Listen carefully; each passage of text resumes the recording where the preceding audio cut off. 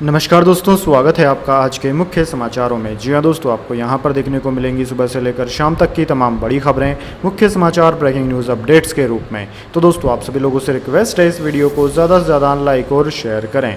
तो चलिए दोस्तों, जान लेते हैं आज की पहली बड़ी खबर।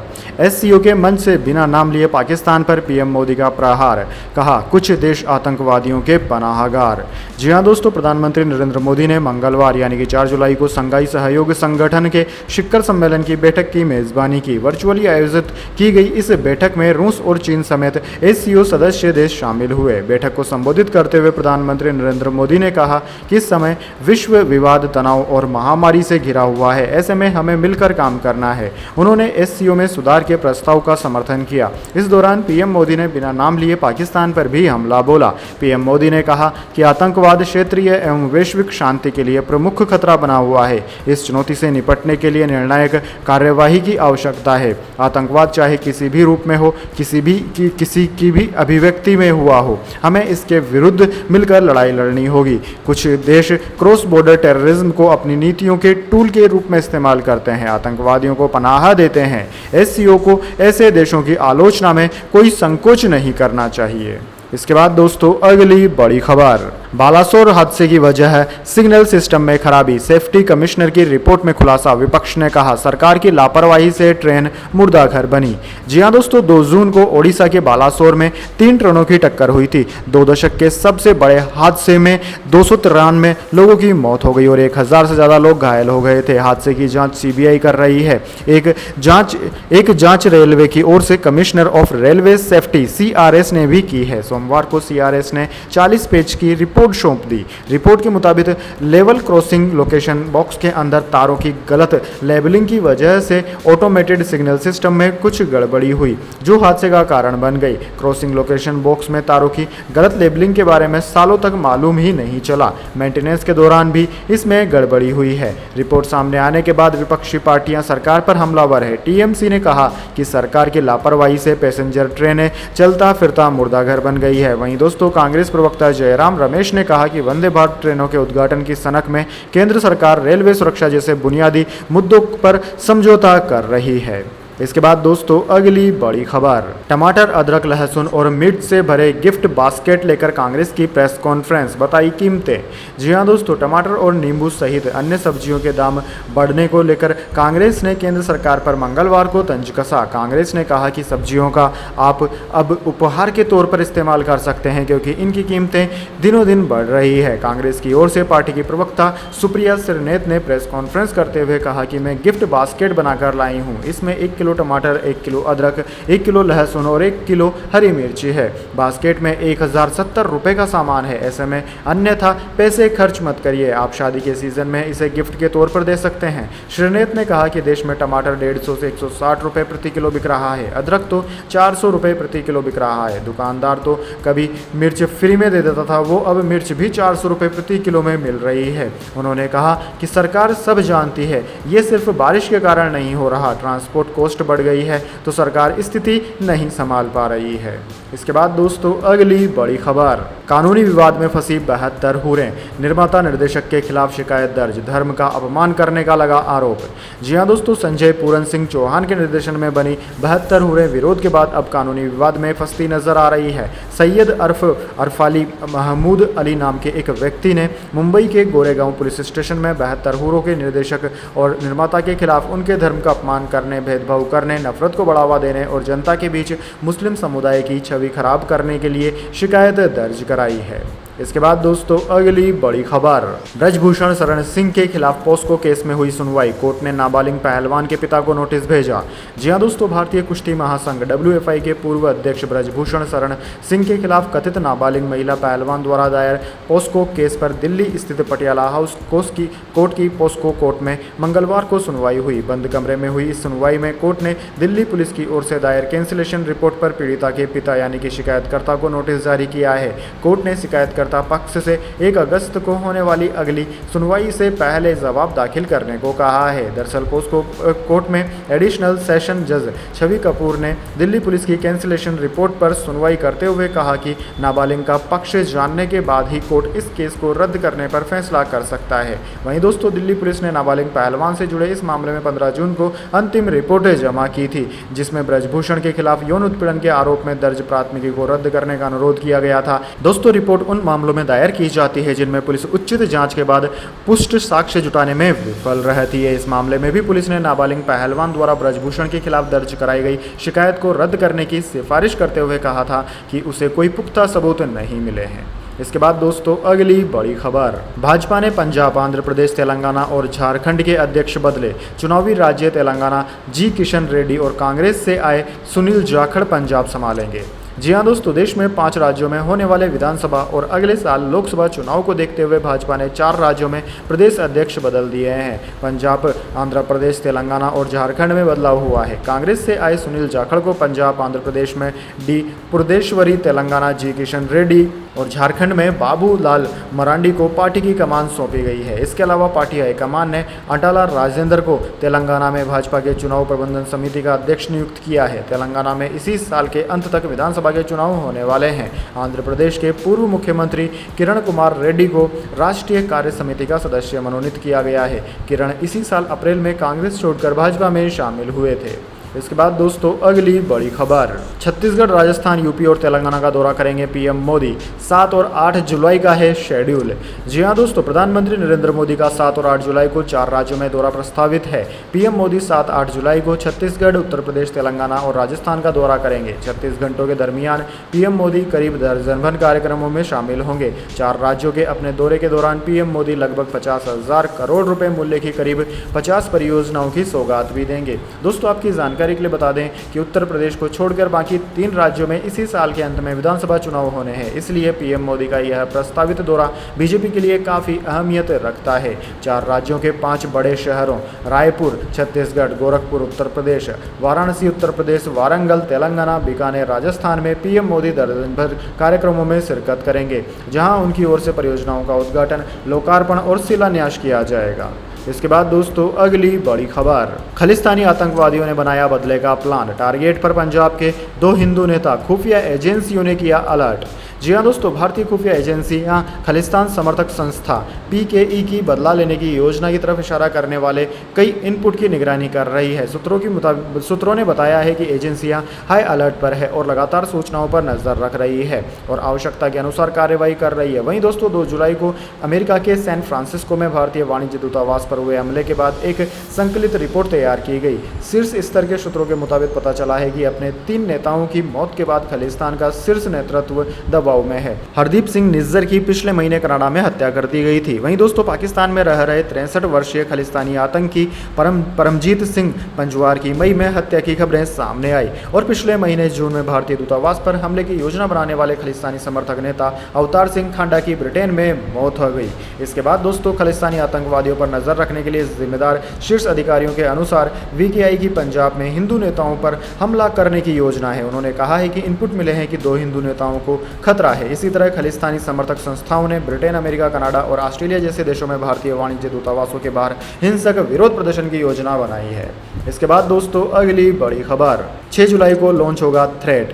मेटा का ये ऐप ट्विटर को टक्कर देगा। ऐप के कारण मस्क और जकरबर्ग के बीच केज फाइट। जी हाँ दोस्तों, मेटा के मालिक मार्क जकरबर्ग का इंस्टाग्राम एक नए ऐप पर काम करने जा रहा है। ये एलन मस्क के ट्विटर को टक्कर देगा। इसका नाम है थ्रेड है, जो कि 6 जुलाई को लॉन्च होगा। लॉन्च से पहले ऐप एप्पल स्टोर पर दिखाई दिया। अपकमिंग थ्रेड्स एक टेक्स्ट बेस्ड कन्वर्सेशन ऐप होगा। जैसे ट्विटर में कैरेक्टर लिमिट है, वैसे ही थ्रेड में भी होगी। ऐप स्टोर पर मौजूद डिटेल्स से पता चलता है कि यूज़र अपने इंस्टाग्राम अकाउंट का इस्तेमाल करके थ्रेड्स में लॉगिन कर सकते हैं। यूज़र इंस्टाग्राम पर जिसे फॉलो करते हैं वो उन्हें थ्रेड पर भी फॉलो कर सकेंगे। इसके अलावा थ्रेड ऐप की कोई और डिटेल अभी तक सामने नहीं आई है। इस साल जनवरी से प्रोजेक्ट 92 के तहत मेटा इस ऐप को डेवलप कर रहा है। इसके बाद दोस्तों अगली बड़ी खबर, लेट लतीफ़ी के मामले में पहले नंबर पर आई स्पाइस जेट। मई महीने में एयरलाइन की 39% फ्लाइट से डिले रही। पंचुअलिटी में 5वें नंबर पर पहुंची एयर इंडिया।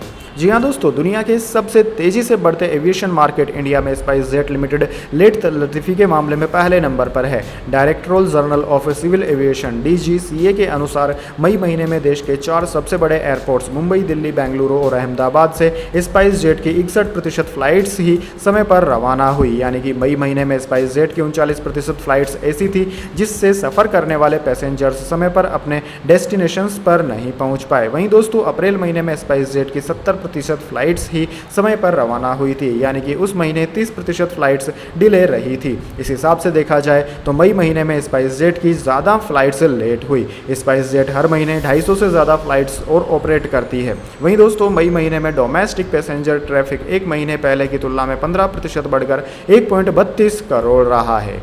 इसके बाद दोस्तों, अगली बड़ी खबर, इमरान खान के खिलाफ तोशाखाना केस हुआ खारिज। इस्लामाबाद हाई कोर्ट से बेल भी मिली। पूर्व प्रधानमंत्री ने कहा था चीफ जस्टिस को हटाओ। जी हाँ दोस्तों, पाकिस्तान के पूर्व प्रधानमंत्री इमरान खान को इस्लामाबाद हाई कोर्ट से बड़ी राहत मिली है। कोर्ट ने उनके खिलाफ चल रहे तोशाखाना केस को अयोग्य करार दे दिया। इसके साथ ही खान की बेल एप्लीकेशन मंजूर कर दी गई। हाई कोर्ट के चीफ जस्टिस आमिर फारूक ने यह फैसला सुनाया। सुनवाई से पहले इमरान खान ने फारूक को हटाने की मांग की थी। खान के वकीलों ने सोमवार शाम हाई कोर्ट बंद होने के चंद मिनट पहले एक पिटीशन दायर की थी। इसमें कहा गया था कि हमें लगता है कि चीफ जस्टिस तोशाखाना केस की सुनवाई से खुद को अलग कर लें, क्योंकि उनके रहते इस केस की निष्पक्ष सुनवाई नहीं हो सकती। इमरान खान के वकील गौहर खान ने यह पिटीशन दायर की थी। इसमें कहा गया था कि जस्टिस फारूक के रहते हुए तोशाखाना केस की निष्पक्ष सुनवाई मुमकिन नहीं है। एक ऐसा बेंच बनाना चाहिए जिसमें जस्टिस आमिर ना हो। इसके बाद दोस्तों, जाने अगली बड़ी खबर, लेकिन उससे पहले मेरी आपसे एक छोटी सी रिक्वेस्ट है। अगर दोस्तों आपको अभी तक हमारी न्यूज़ पसंद आई है तो इसे एक छोटा सा लाइक ज़रूर दे दीजिए, और अगर आपको पसंद नहीं आई है तो बेशक आप डिसलाइक भी कर सकते हैं। लेकिन दोस्तों, लाइक और डिसलाइक ज़रूर कीजिए, क्योंकि दोस्तों यही हमारी मेहनत का फल होता है और इसी से हमें पता चलता है कि आपको हमारी वीडियोज़ पसंद आ रही है या नहीं। तो चलिए दोस्तों, जान लेते हैं आज की अगली बड़ी खबर। ऑल टाइम हाई पर शेयर बाजार, सेंसेक्स ने 65,672 और निफ्टी ने 19,434 का लेवल छुआ। बजाज फाइनेंस का शेयर 7% से ज़्यादा चढ़ा। जी हाँ दोस्तों, मंगलवार को लगातार तीसरे कारोबार दिन शेयर बाजार ने ऑल टाइम हाई बनाया। सेंसेक्स ने आज कारोबार के दौरान 65,672 का लेवल छुआ। वहीं निफ्टी ने भी 19,434 का लेवल टच किया। सेंसेक्स आज 274 अंकों की तेजी के साथ 65,479 के स्तर पर बंद हुआ। वहीं दोस्तों, निफ्टी में भी 66 अंकों की तेजी रही है, 19,379 के स्तर पर बंद हुआ। आज सेंसेक्स के 30 शेयरों में से 19 में तेजी और 11 में गिरावट देखने को मिली। बजाज फाइनेंस का शेयर 7% ज़्यादा चढ़ा। वहीं दोस्तों, बात करें निफ्टी 50 के टॉप गेनर और टॉप लूजर्स की, तो दोस्तों टॉप गेनर्स में आज बजाज फाइनेंस, बजाज फिनसर्व और हीरो मोटोकॉर्प रहे, जबकि टॉप लूजर्स में आइसर मोटर्स, एयरटेल और ग्रासिम रहे। इसके बाद दोस्तों, अगली बड़ी खबर, व्हाट्सएप में जल्द मिलेगा HD video sharing feature. Standards के साथ हाई डेफिनेशन क्वालिटी में वीडियो शेयरिंग कर सकेंगे यूजर्स। जी हाँ दोस्तों, मैसेजिंग ऐप व्हाट्सएप जल्द ही high quality video feature roll out करने वाला है। WA बीटा इन्फो की रिपोर्ट के अनुसार व्हाट्सएप बीटा वर्जन 2.23.14.10 में एंड्रॉयड और बीटा वर्जन 2.13.13.0.76 में iOS यूजर्स के लिए यह फीचर टेस्ट कर रहा है। इस फीचर की मदद से कंपनी व्हाट्सएप यूजर्स को हाई क्वालिटी वीडियो भेजने का ऑप्शन देने जा रही है। ऐसा करने के लिए ऐप वीडियो को कंप्रेस्ड करके सेंड नहीं करेगा। हालांकि इसके बाद भी यूजर्स को ओरिजिनल वीडियो क्वालिटी में वीडियो सेंड करने का ऑप्शन के साथ साथ कंप्रेस्ड करके सेंड करने का ऑप्शन भी मिलेगा। WA बीटा इन्फो ने जो स्क्रीनशॉट शेयर किया है उसमें दिखाई दे रहा है कि HD क्वालिटी वीडियो शेयर करने का ऑप्शन क्रॉप आइकन के ठीक बगल में दिखाई दे रहा है। यानी कि दोस्तों जल्द ही आप व्हाट्सएप से हाई क्वालिटी वीडियोस भी सेंड कर पाएंगे। इसके बाद दोस्तों, अगली बड़ी खबर, अमेरिका में शूटिंग के दौरान घायल हुए शाहरुख खान, नाक और चेहरे पर आई चोट, मुंबई लाए गए, हालात ठीक।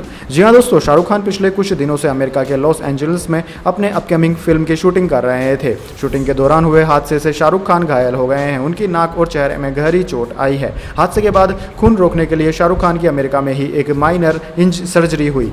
टाइम्स की रिपोर्ट के अनुसार हालत में थोड़ा सुधार होने के बाद उन्हें मुंबई वापस लाया गया। दोस्तों, दैनिक भास्कर के रिपोर्टर ने जब शाहरुख खान की टीम से इस बारे में बात की तो कन्फर्मेशन मांगा, तो उन्होंने भी इस बारे में जानकारी न होने की बात कही है। दरअसल दोस्तों, आपकी जानकारी के लिए बता दें, 31 साल के इस लंबे करियर में शाहरुख खान कई बार शूटिंग के दौरान चोटिल हुए हैं। 2017 में भी रईस की शूटिंग के दौरान उनके घुटने और उनके चेहरे में चोटें लग गई थी। इसके बाद दोस्तों, अगली बड़ी खबर, यूपी एमपी समेत 20 राज्यों में अगले 4 दिन भारी बारिश। नेपाल के पानी से बिहार में बाढ़ का खतरा। बिजली गिरने से 3 लोगों की जान गई। जी हां दोस्तों, मानसून पूरी तरीके से पूरे देश में छा चुका है। अगले 4 दिन यूपी एमपी समेत 20 राज्यों में भारी बारिश का अलर्ट जारी किया गया है। इंडियन मेट्रोलॉजी डिपार्टमेंट के मुताबिक अब तक देश में सामान्य से 8% कम बारिश हुई। वहीं दोस्तों उत्तर पश्चिम भारत में सामान्य से 40% ज्यादा बारिश हुई। दक्षिण भारत में सामान्य से 43% कम बारिश हुई। मध्य भारत में 4% कम बारिश हुई। पूर्वी और पूर्वोत्तर भारत में 16% कम बारिश हुई है।